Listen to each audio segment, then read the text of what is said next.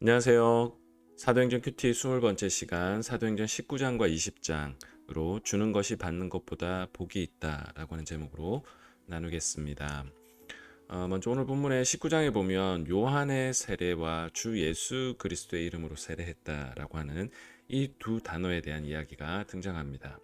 에베소에서 만난 어떤 제자가 성령에 대해서는 모르고 요한의 세례만 알고 있었습니다. 그래서 주 예수의 이름으로 세례를 받았는데 안수하자 성령이 임해서 방언과 예언을 하고 있는 그러한 장면이 나옵니다. 후란노에서 2년 동안 하나님의 나라를 이제 강론했는데 2년 동안 그 하나님의 나라의 말씀을 굉장히 집중적으로 강론했습니다. 자, 그리고 그 가운데 바울의 손으로 하나님이 놀라운 능력을 행하셨는데 거기서 재미난 에피소드가 하나 등장합니다. 그것은 마수라는 유대인들이 이제는 이들이 예수의 이름으로 귀신을 한번 쫓아내 보려고 실험합니다. 그들에게 있어서는 예수의 이름이라고 하는 것 자체가 일종의 마술의 주문 중에 하나, 신통방통한 주문 중에 하나 정도로 생각했던 것 같습니다. 그래서 스게와의 7 아들들도 한번 그렇게 테스트를 해보죠. 그런데 어떤 결과가 벌어졌습니까? 오히려 그들이 악귀들에게 제어당하고 제압당하는 장면을 오늘 사도행전은 우리들에게 보여주고 있습니다. 사도행전이 이 말씀을 보여주는 이유가 뭘까요? 분명하게 이렇게 되어 있습니다. 귀신이 오히려 이렇게 이야기하는데 내가 예수도 알고 바울도 알거니와 너희는 누구냐? 그러니까 하나님의 능력은 어느 때 나타나냐? 재미있습니다. 바울이 두란노에서 하나님의 나라에 대해서 2년 동안 열심히 강론했다고 했습니다. 그러면 어떤 사람이 성령 충만한 사람입니까? 하나님의 말씀 가운데 젖어 있는 사람.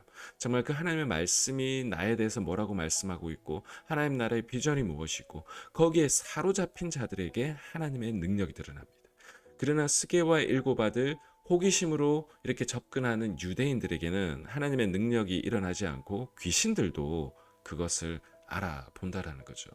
여러분 그런 점에서 볼 때 두란노에서 2년과 바로 이 스게와 7 아들의 이 에피소드를 사도행전이 보여주는 것은 우리에게 주는 메시지인 것이죠. 여러분도 우리도 호기심으로 아니면 그냥 겉으로 보이는 능력에만 우리가 관심을 가져서 예수님을 쫓는다면 우리는 이런 모습일 수밖에 없습니다. 자, 그런데 하나님 말씀을 그렇게 2년 동안 열심히 강론하고 바로 예수 그리스도의 이름만 부른다고 되는 것이 아니다라는 것을 보여준 이 사건 이후에 어떤 일이 벌어졌느냐? 이와 같이 주의 말씀이 힘이 있어 흥왕하여 세력을 얻으니라라고 이렇게 이야기를 하고 있습니다. 자, 그런데 그 다음 장면에 또 어떤 일이 벌어지냐? 돈벌이가 된 우상 종교의 모습입니다. 아데미 신상을 모형으로 만들어 적지 않은 벌이를 하는 데메드리오가 있었습니다. 여러분 유명한 장소에 가 보면 일종의 작은 미니어처 이런 그 어떤 뭐 깎은 것일 수도 있고요, 뭐 세라믹으로 만든 걸 수도 있고 이제 아이템들이 있습니다. 그것을 팔아서 장사를 하는 사람이 이때도 있었던 것 같습니다. 자, 그런데 이것이 먹고 살기 힘들어지자 바울 일행 때문에 사람들을 선동합니다. 자, 그래서 데메드리오의 선동으로 이렇게 모여들었던 사람들이 모였는데 오늘 성경은 뭐라고 이야기하냐면 그 무리 중에 태반이나 어찌하여 모였는지 알지 못하였더라라고 이야기를 하고 있습니다. 여러분 사람들의 많고 적음이 진리를 결정할 수 없습니다. 데메드리오는 사람들을 막 선동해서 분위기를 만들어서 바울이 잘못했다라는 것을 관철시키고 싶었지만 결과가 어땠습니까? 서기장이 오히려 혐의가 없다라는 것을 컨펌해 줍니다. 37절에 보면 신전의 물건도 도둑질하지 않고 여신을 비방한 것도 아닌데 너희가 이렇게 붙잡은 것 문제가 될 수 있다. 그래서 풀어져 버립니다. 여러분 우리가 신앙생활을 할 때 진리는 바울이 2년 동안 하나님 나라에 대해서 강론하여 베레아 사람들처럼 열심히 씨름하였던 진리에 대한 그 씨름과 고민 속에서 나오는 것이지 이렇게 사람들을 선동하여서 때로는 쪽수로 사람의 많음으로 그 진리를 좌우할 수 없다라는 것. 여러분 진리 안에 있는 사람들은 흔들리지 않습니다. 바람에 나는 겨와 같지 않게 되는 거죠. 시편 1편의 말씀처럼 악인은 바람에 나는 겨와 같으나 의인은 여호와의 말씀 시냇가에 심은 나무처럼 절로 열매를 맺는 삶이 될 줄로 믿습니다. 자, 드로아에서 강론하다가 에피소드가 하나 등장하는데 유도고가 창가에 앉아 있다가 졸다가 떨어져 죽습니다. 바울이 그를 살리게 되고 살아난 청년을 통해 적지 않은 위로를 공동체가 받았다라고 오늘 본문이 이야기하고 있습니다.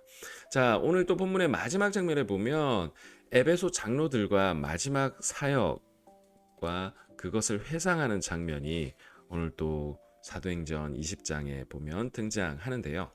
예루살렘으로 이제 바울이 갑니다. 그래서 밀레도에 에베소 장로들을, 지도자들을 초청하는데 바울이 사역했던 과정들과 마음을 다시 한번 바울은 나눕니다. 겸손과 눈물의 마음으로 또 유대인들에게 고난을 받으면서, 그리고 유대인과 헬라인들에게 하나님에 대한 회개와 예수에 대한 믿음을 증거했다. 이 두 가지를 바울이 사역했던 그 두 가지를 요약하듯이 바울이 이야기를 하고 있는 것이죠. 자, 그런데 장로들에게 무엇을 부탁하냐? 예루살렘에서 결박과 환난을 예상하는데 바로 이런 마음으로 내가 간다. 내가 그 유명한 구절이죠. 내가 달려갈 길과 주 예수께 받은 사명 곧 하나님의 은혜의 복음을 증언하는 일을 마치려 하면은 나의 생명조차 조금도 귀한 것으로 여기지 아니하노라. 바울도 알고 에베소 장로들도 다 이 마음에 공감했습니다. 자기를 위하여 온 양떼를 위하여 삼가라 권면하고 있고 하나님의 피로 사신 교회를 보살피라고 권면하고 있습니다. 그리고 은혜의 말씀으로 가르칠 것을 권면합니다. 바울이 어떤 마음으로 사역을 했는지를 좀 더 이야기하는데 아무의 은이나 금이나 의복을 탐하지 않았고 내 손으로 나와 내 동행에 쓰는 것을 충당했다. 그리고 범사에 모범을 보였고 수고하여 약한 사람들을 도왔다. 그러면서 예수님의 말씀을 하나 인용하는데 복음서에도 없는 겁니다.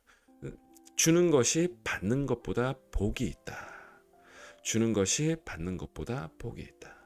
바울을 움직였던 그 내적 동기 중에 하나였던 예수 그리스도의 말씀이었습니다. 그러면서 함께 기도하고 울며 헤어지는 이 장면을 사도행전에 이야기하는데 여러분 이들은 무릎 꿇고 함께 기도하고 다 크게 울었고 바울의 목을 안고 입을 맞추었습니다. 여러분 진리를 위해서 함께 고난받고 또 때로는 어려운 일들과 기쁜 일들 그리고 산전수전을 다 겪었던 이들은 정말 바울을 향하여서 정이 당연히 들었겠죠. 또 함께 울며 기도했겠죠.